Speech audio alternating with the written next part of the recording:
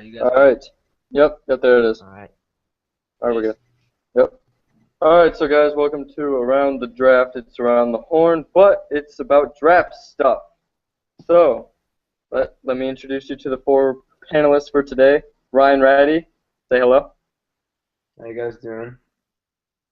Anthony Chiato, say hello. How's it going, everybody? Alex Jacobson, say hello. Hey, And William, say hello. what's up? All right, thank you. I don't know why I did that. All right, so the first question for today. Cardell Jones, we all know what happened today, or not today, about 3 or 4 days ago with his decision and the precedent that went afterwards or before. So, your opinions. Cardell Jones staying in school, good or bad decision? Ryan, we're starting off with you. Bad decision, without question. You have the ability to go to the NFL and make money, or you have that opportunity, or you can go back to college. Another understanding is getting a better education is good, and continue your education is definitely a good thing. But you're going back to Ohio State without knowing if you're getting the start if you're going to be getting the starting job. And to be completely honest, although Cardell was amazing the past 3 games at Ohio State, and he deserves a lot of credit for their success. JT Barrett was a better quarterback than him this year. And I know JT Barrett didn't win the national championship, and Cardell did. But I think that's more of a that goes to show more or less Ohio State's team and the talent just outside of the quarterback position. And Cardell, honestly, only has 3 games of tape to watch, and that would pose a lot of questions to NFL scouts. But even his rawness and his potential could warrant him around a third, maybe a late second round grade. And I just think going back to college, it's not even 100% sure if he'll be the starter. And in my opinion, right now, all 3 of those guys come back. I think Barrett gets the starting job. Although I see Brad. Anthony, what do you think? What is your thoughts on that? I agree with Ryan. I mean, if like he said, there's only 3 games of tape, but like we saw with Bridgewater last year, and like we're probably going to see with Mariota this year, the scouts are just going to pick you up, like the media scouts at least, are just going to pick you apart. And maybe with the 3 tapes, there's not as much of a chance for that. Somebody's going to fall in love with his natural talent and take him high. And Barrett was the better quarterback this year, so there's a very good chance that if he goes back, he doesn't get the start. Or since he's going back, he doesn't get the starting job. So it'll be interesting to see how that plays out. But don't you believe that if he can't get a starting job on his own college team, that he shouldn't be able to be even considered draftable? Yeah, I mean, if he went to the draft though, somebody's gonna fall in love and think maybe they can mold him into a starting quarterback, even if he isn't that now. Like Urban Meyer is not gonna think like what he can be in the future and make him a starting quarterback now. So Good point. Alex, your thoughts? You can take it either way. It's a good decision if he's betting on himself. He's got the potential to be a first-round pick next year if he can get the starting job. To get the starting job, he's got an advantage. JT Barrett's going to be out spring practice, so he can make an impression there. Braxton Miller's probably gone. But if the safe pick is to go now, and because you might never get this opportunity again, but even if he's not the starter, you don't think some team's going to take a chance on him next year in the draft in the 7th round? I think he's so good or bad. Give me I'd say it's a good decision. Good decision. All right, and William, what are your thoughts? Well, the thing is with Cardell Jones is that his draft stock would never have been higher if he came into the draft this year. I'm pretty sure if he stays at Ohio State, there's going to be more people that find flaws in him. If he went out this year, then the tape that scouts have, you could look at it and see that he did a pretty good job throughout those 3 games. And if you want to base your selection off of 3 games, go ahead. But the scouts may not want to do that. But at the same time, it want to take a chance on him and think we can mold this quarterback into what we think could be good.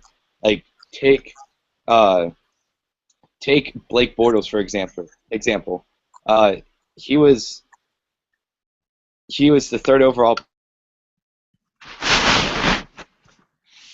What's up? in Jacksonville probably thought, well, so maybe it only takes one team to take Cardale Jones and mold him into what they want. So I think that it probably would have been smarter for him to have come out this year. And remember, he was the guy who said, he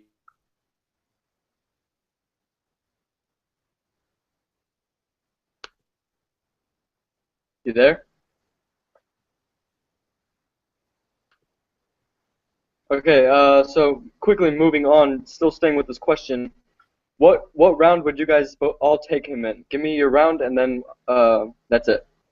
Ryan, what round would you draft him?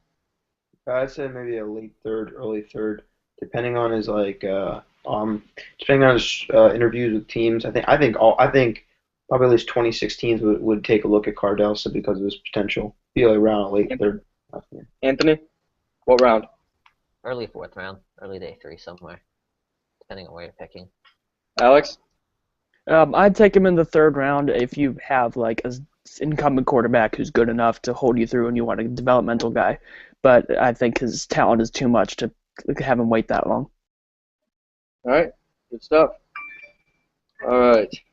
So moving on to our second question. Not sure if you guys heard. He's a little bit of an underrated prospect, I would say, but B.J. Catalon declaring. What are your thoughts on him as a prospect, and do you think it was a good decision? We'll start with Ryan.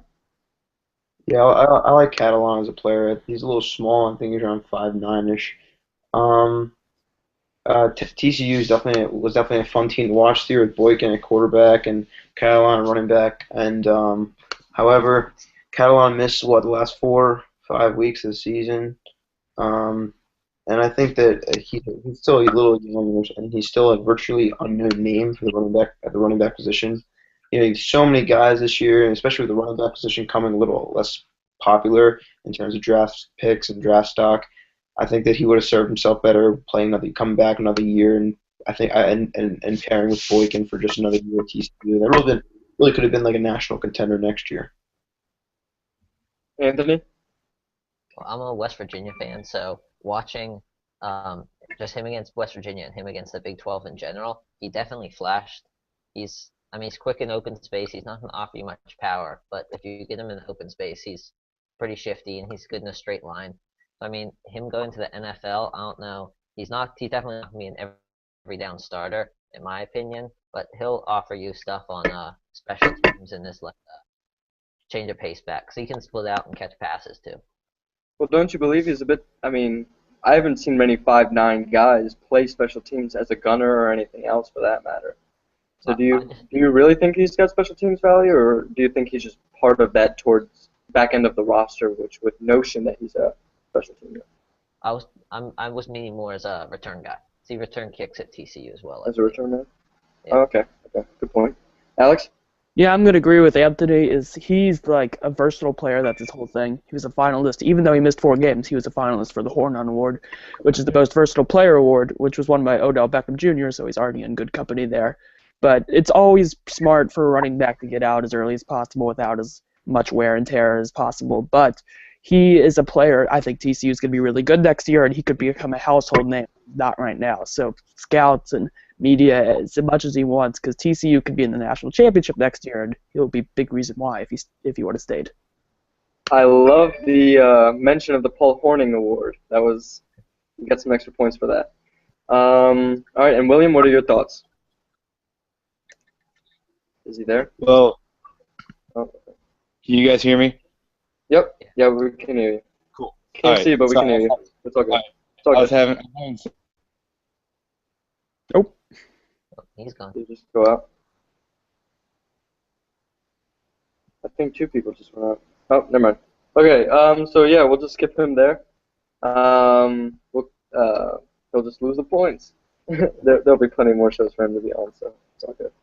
All right, and moving on, who wins at the Senior Bowl this week? Basically, a better question would be, what player do you think comes out of the Senior Bowl with his stock raised the highest?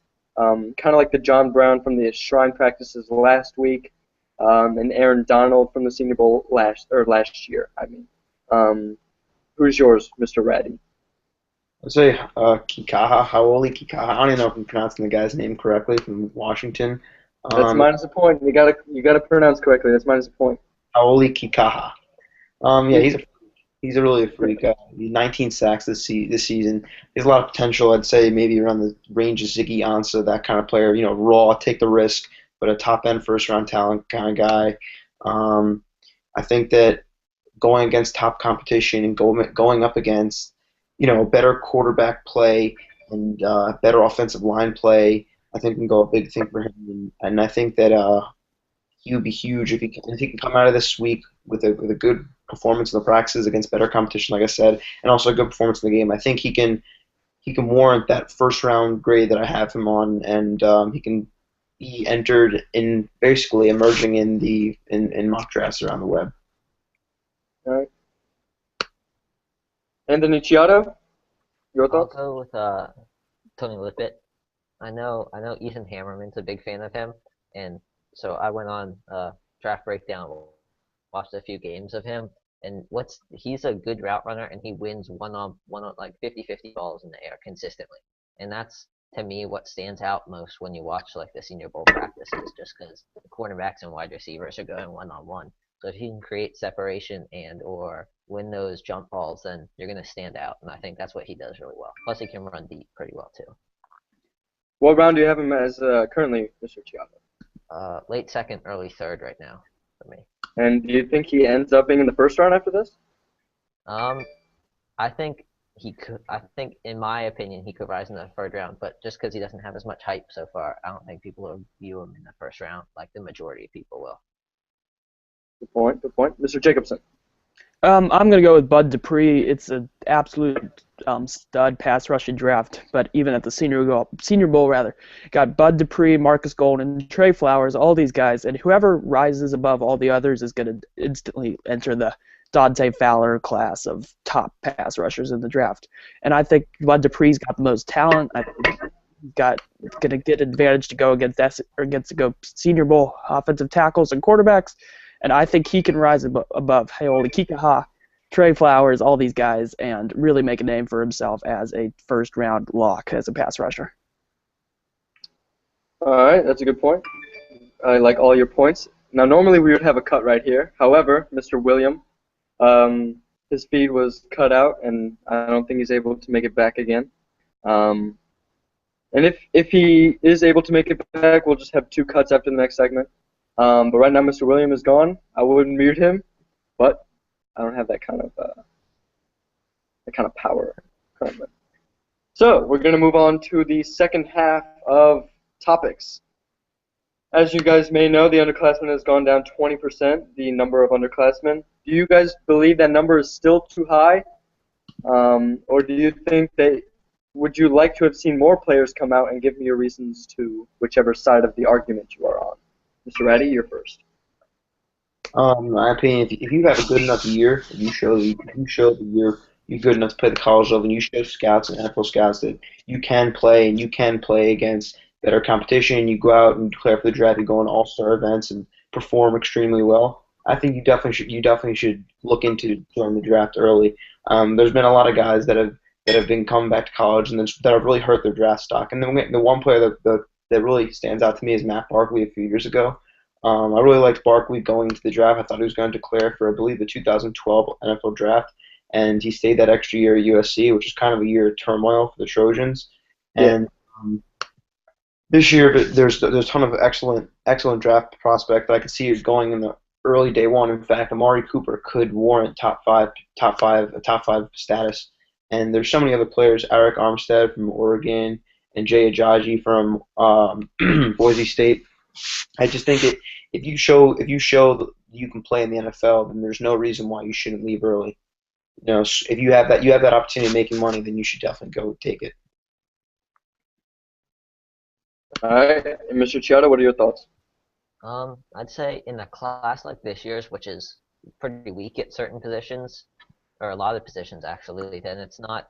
I think this is a good number. In a class like last year's, though, where there was a really strong senior class, I think this number would still be too high for last year. So I think a lot of it depends on the class and the position. But I know that I did see a bunch of guys like the Clemson punter, and there was a wide receiver from a Division III school. I forget which which one it was, but I think there was a running back that I'd never heard of on there before. But there were a few guys that I still thought that I'd never heard of. I mean, other people could have, but that I thought made questionable decisions. All right, and Mr. Jacobson, your thoughts?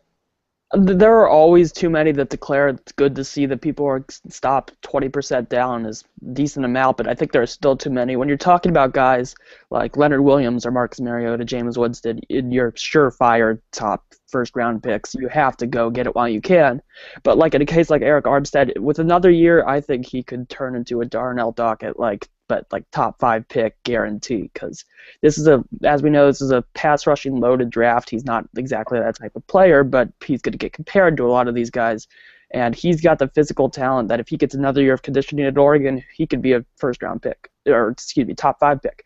But I think unless you're a running back like Ezekiel Elliott, if he should probably leave this year, like we're going to talk about later, but unless you're a slam dunk first round guarantee lock, or if it's Matt Barkley, then that's the thing you have to worry about. But unless that's a very rare occurrence, usually the guys are declaring sometimes the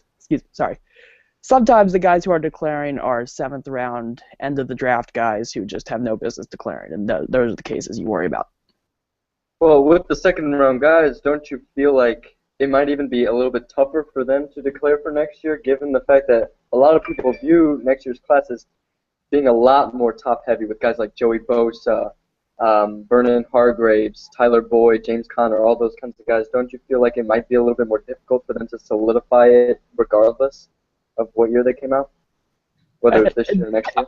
I guess I would say it depends on what position you're entering in. If you're one of these, if you're one of the later round pass rushers, I would stay as long as you could, because there's not going to be a better draft than there is this year.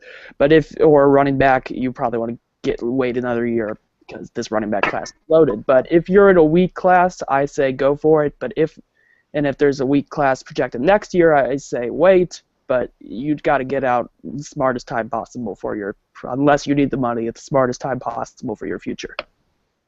Mr. Reddy, do you believe that these prospects should declare based on money, or do you think they should get their degree? What would be your thought? Let's say you're a 3rd round pick. It depends what 3rd round position you are. Like Alex said, if you're let's say you're a 3rd round running back, like All Buck right. Allen. Let's say Buck Allen. You're Buck Allen. Are you having second thoughts about your decision? I guess you'd want to take the money. All right, there's not a lot of chances to get, making at the NFL, and going into the NFL can really lead into so many opportunities, especially like guys who come out of nowhere. Like Jonas Gray comes out of nowhere, and I'm sure he'll get a big contract if he ever hits the open market. You never know what NFL teams are looking for, what kind of talent, what they're looking for at a certain position. So if you show one trait of versatility or something like that, an NFL team will definitely take a chance on you. All right. Sounds good. Moving on to the next question. The man of the national title, Ezekiel Elliott. Should he sit and maybe take a Clowney-type year? Let's start with you, Mr. Ryan Ratty. Do you believe that he should sit out the next season, stay healthy, and solidify that top 10 pick that he might become? Which, I mean, it's a running back, but... No. I mean, everyone fell in love with Elliott. He has great base, and he sees the holes really well, and he reads defenses extremely well. But also, the one thing is you can't predict what's going to happen. Injuries happen at any given moment to any player. So to say that you to sit out a season just because you don't want to get injured or because your status is solidified, it's kind of premature. And playing another year will help Elliott, and also it will just even further improve his legend, his name, considering that they can go back to this. They're going to have talent next year. They're still going to have Bosa. They're still going to have one of the quarterbacks, maybe even 2. They're not going to have Michael Bennett or Devin Smith, but they're still going to have talent. And as we saw last year with Clowney, and also this year, Clowney just hasn't looked like himself in the past few years. And taking time away from the football field and not putting more film out there for NFL scouts and player personnel at the NFL isn't the best idea, as we've seen. And I really like Elliott as a player, but I would love to see him play more. If that makes sense. Mr. Chiara, your thoughts? I'd say the only way that you can get away with sitting out a year is if you're like guaranteed number one pick, like no questions asked, and everybody. But that's not going to happen very often. So I'd say, like Nick said, or Ryan, my bad. Like he said, like if he sits out a year, scouts are almost definitely going to knock him for not having played football or competitive football in a year. So I think. What do you think they're knocking for exactly? I mean, maybe I guess the competitive nature, but when you're essentially writing down your scouting report, what would you knock him for sitting out a year? Well, I think that some people would just say he hasn't played competitive football in a year, and that's like he just hasn't had the experience. Like I probably wouldn't like put that much weight into it, but I feel like some people somewhere might. How far would he drop? How far would he drop for you, given that he sits a year? So for me, not that much, but I just feel like from the way that. So therefore, wouldn't it not be a bad thing if he drops from, let's say, 32 to 44? Wouldn't it not really matter much to him? Oh, probably not. I mean, well, I feel like just from the way that Draft Twitter overanalyzes things a lot, somebody would come out and like knock him huge for that. Just the way like Teddy's skinny knees or Mariota's gonna get knocked for his like personality or something. That's just me like fair enough. speculating. No, I have no like basis for that. Fair enough. Mr. Jacobson, your thoughts?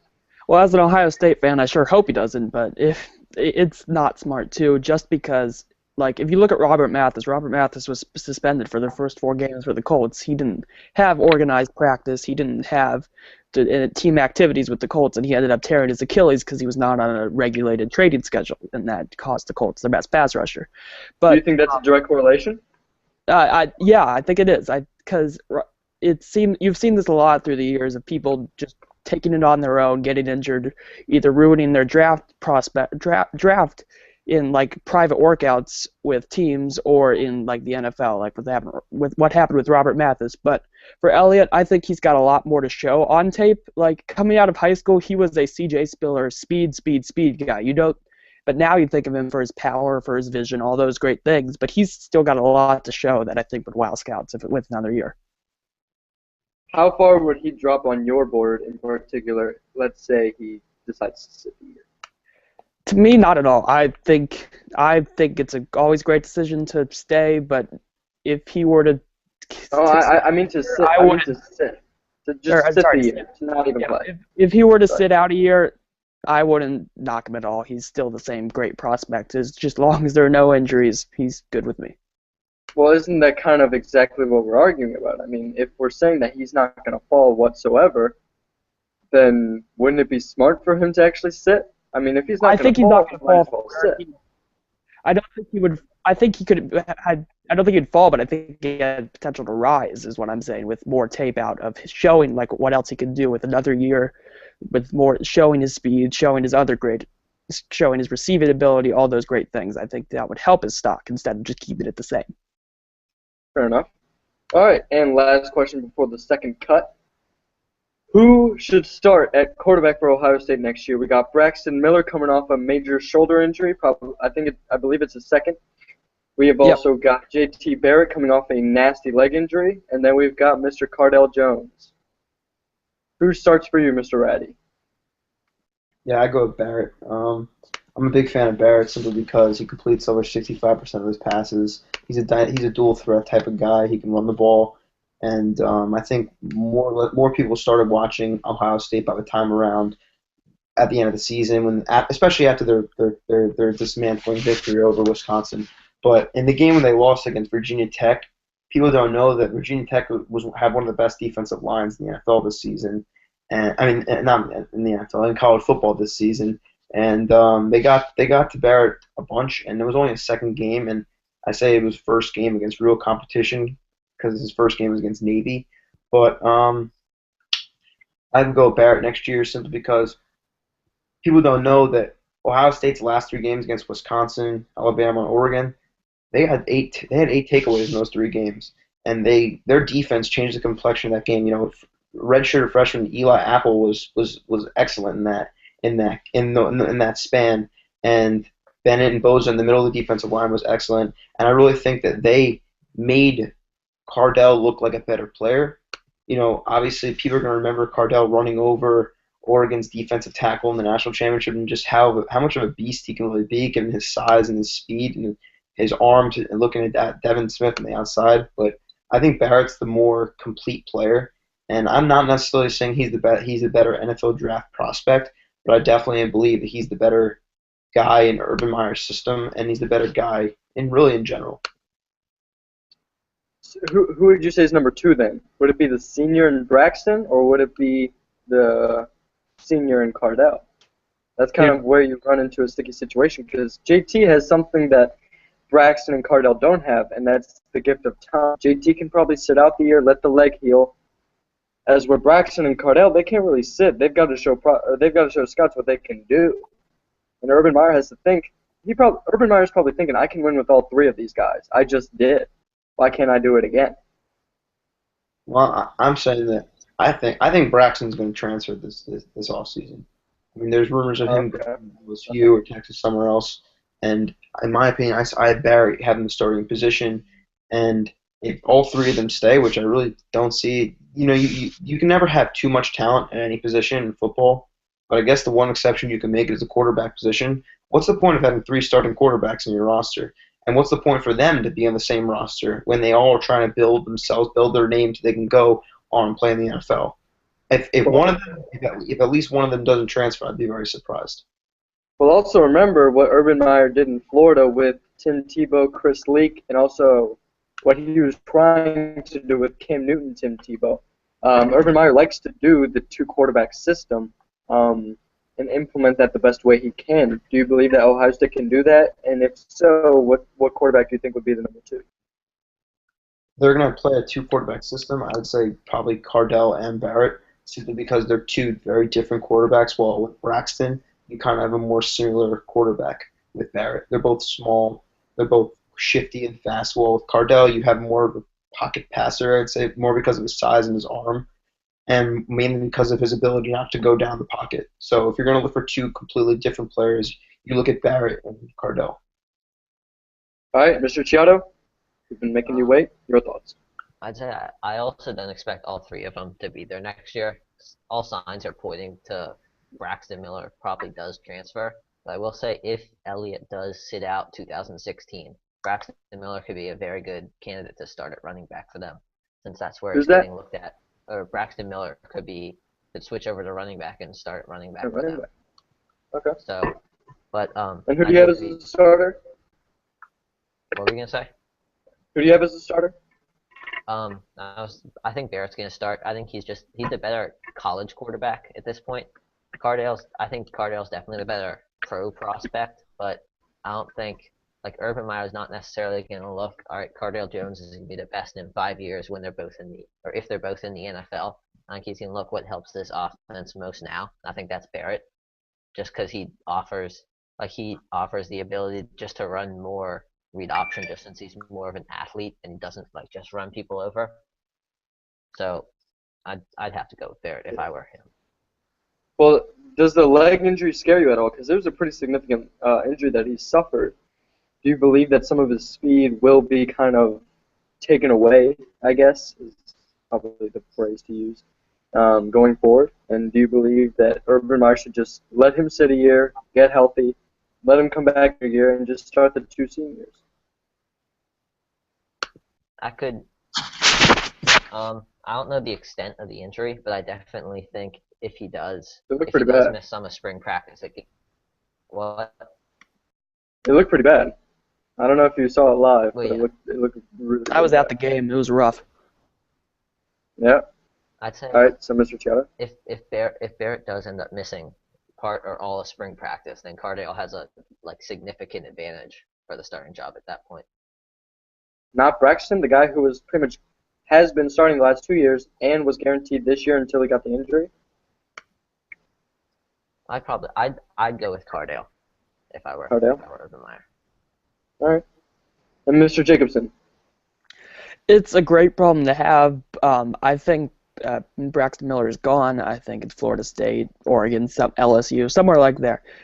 Between Barrett and Jones, what I would, as an Ohio State fan, what I would love to happen is Barrett to take a redshirt year, heal up his injury, use Stephen Collier, who's our fourth string guy now, can be our backup, and I would go with Cardale, even if both guys are completely healthy, because Ezekiel Elliott's takeoff into national stardom did correlate with Cardale Jones, because with Barrett, you don't have to respect the arm strength as much. You don't have to play with two safeties up high, and with two safeties up high, you can run Elliott, because you have to have two safeties up high most of the time when you've got the arm talent of Cardale Jones. I think that Barrett was very successful in this offense, but the offense took to a new level with Cardale Jones, and I think his talent, his running ability, his size, it's all elite college talent that can really translate into a good year and a Heisman year. All right. I loved all the points. Definitely took them into consideration. We are now at our second cut. I can sense the nervousness. And the second cut is Mr. Chiato. I'm very sorry. You will be forced to leave the chat. What's your final word? What's your final word? You get a final word. Oh, that's right. My final word on the next the best fat guy touchdown. I'll do my final word on that. I thought the Baylor offensive lineman was best just purely because he's the biggest person I've ever seen on a football field before. All right, fair enough. See you later, Mr. Chiato. We'll have you on in another show in the future. All right, have a good day. Look forward to it. All right, now on to the showdown. So, as we know, we've seen two fat guy touchdowns this year that stood out. One from Arkansas, one from Baylor. Which one stood out to you more, Mr. Ratty? I go with Arkansas's Sebastian Tretola. I mean, you get the ball from the long snapper, and you make you get a little pocket presence there. Great flexibility in the pocket. You throw a dime pass to your long snapper. I'd say that warrants a top round pick, maybe an early day 2 pick right there from the offensive line. Show a little bit of versatility at the quarterback position. No, but in all honesty, I definitely believe that one was the better one, and a nice little over the top route to the long snapper. Nothing like that in college football. And Mr. Jacobson. It's the Baylor guards, Laquan McLaughlin. He looked the part. He held the ball high. He ran a beautiful seam route. He got open somehow. I don't know how the Michigan State. He wore an eligible number 80, 6'7", 390. It's the new revolutionary tight end. Rob Gronkowski, Jimmy Graham. It's all about Laquan McLaughlin. I'm going to have to go with Mr. Ratty on this one. I think there's more talent involved that when a Arkansas offensive lineman is to throw rather than catch. My dad weighs about 260 pounds and can catch a football, so I don't see much physical prowess in catching one. So that one will go to Mr. Ratty. Second topic. Your 2016 number 1 prospect as of right now, and why he is far and above any other prospect there is. Mr. Ratty. I'm going with Joey Bosa. This guy, he's for real. This guy is legit. He's great. He shows so much versatility in the middle of the defensive line. He's a huge, towering body, 6'7". Many people are going to label him a little bit dirty from his hit on Mariota, but I don't really see anything wrong with it's football. It's football. All right, he's relentless. He gets after the quarterback. He's excellent hands, great arsenal of swim moves, so getting to the quarterback, a great frame to put on weight. And some people have compared him to J.J. Watt, which is a little ridiculous because J.J. Watt there's no other person in the world that's J.J. Watt. This guy's a freak, and he's only a sophomore, and it's really scary to see that he's going to be an underclassman next year. And I'm really excited to see what he does in the middle of the defensive line next year for the Buckeyes, because I really believe that they can go undefeated next year. I think that with him, he's a freak in the middle defensive line, like I said, and I think that with him they can easily get back to where they want to go. And, Mr. Jacobson. I would really love to go with any of the 3 Ole Miss guys, Tunsil, and to go with one. But it's got to be Joey Bosa. He is the best defensive Really? player in the country, and he's a true sophomore. It's ridiculous. He's a perfect 5 technique for the NFL. He can play 3-4 defensive end. He can play 4-3 defensive end. He can stop the run, rush the quarterback. He can even drop a little. He's played some coverage in his time in Ohio State. He's not J.J. Watt. He's a different player. I don't get the comparisons other than they're white Big Ten players, but it's not many of those, I guess. But anyway, he's a great pass rusher. He's got everything you would want in the NFL today, and he's got the size, he's got the talent, and he's got the production, and he's going to be a beast for years to come. I won't tell you who gets the point there because I want this third one to be for all the marbles, so to say. Draft Twitter fail of the week. I hope you guys are prepared for this one. This is your chance to call out some dumbass or some punk-ass guy from Draft Twitter. Mr. Reddy, you're up first. I'm not gonna call him a dumbass, but because more or less I follow him, he follows me. But I gotta go with Manson Wright, the Cleveland Plain Dealer. All right, with everyone leading up to the draft of Cardell joining, entering the draft and staying in school at Ohio State, people were expecting him to go. He puts out. I'll go to this here. He puts out at 3:53, which was 7 minutes before 4 p.m., which was his press conference at his old high school, right? Well, by the way, it was a high school. Ted Ginn's dad was a football coach. He wrote that Cardell Jones is entering college. Now, as we all know already now, Cardell Jones is not entering the 2015 NFL draft. He'll be returning to Ohio State. So to put out information, especially about that, that's the draft tour fail of the week. It's a good one. Mr. Jacobson, can you top that? No, because I have the exact same one. It's right all the way. You cannot declare something 20 minutes before and then have it be completely squashed by the man himself and get everybody believed him. They saw a report. They jumped on top of it. People were writing articles, doing all this. Matt Miller tweeted, like, I'm not so sure if this is happening. I've still got reports that he hasn't made up his mind yet. It was overcrowded by a sea of Cardale Jones going to the NFL. So it's got to be Branson Wright. You can't do that. It's better to get it right than to get it first. Well, I like both of your arguments, but I'm going to have to go with Mr. Ratty. He wins today's showdown. So, give me your 30 seconds of whatever you want to say. You can say anything you'd like. FaceTime. All right, so if you want to know more about the 2015 NFL Draft, please go look at my new site that Paulo's also been helping with and Alex has also been helping with. InDepthScouting.com, www.indepthscouting.com. Your source for every analysis, every prospect. Please go check it out. We have great stuff and a great staff. And that's it for you today? Nothing else to get off your chest? That's it. I'm all set. I'll take the victory and run. All right. Well, it was a pleasure having you all on. I will see you guys again in the future. Also, thank you to Nick Schwalbach for ending the shit show that was before the start of around the draft. It was a pretty big shit show, very similar to being with my parents at the mall. So yeah, thank you again to Nick Schwalbach for figuring things out for us, and I'll probably see you guys again on Saturday. Hope you guys tune in.